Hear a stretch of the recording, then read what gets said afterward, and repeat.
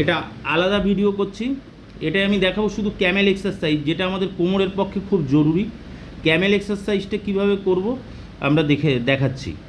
আপনারা বাড়িতে আমার যত সব সাবস্ক্রাইবার আছে, যদি কোমরের প্রবলেম থাকে, লোডোটিক কার্ভ ডাউন হয়ে গেছে, পেছনের পজিশানটা বসে গেছে, এই পজিশানটা লোডোটিকের এই পজিশানটা L5S1 এর পজিশান যদি ভেতরে বেশি ঢুকে যায়, এরকম পুরো ঢালটা বেশি হয়ে গেছে, ভেতরে বসে গেছে, তাহলে আপনি ক্যামেল অবশ্যই করবেন, ক্যাট করবেন না।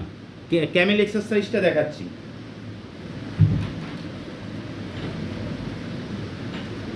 হাত পুরো সোজা নিলাম, নর্মাল নিয়ে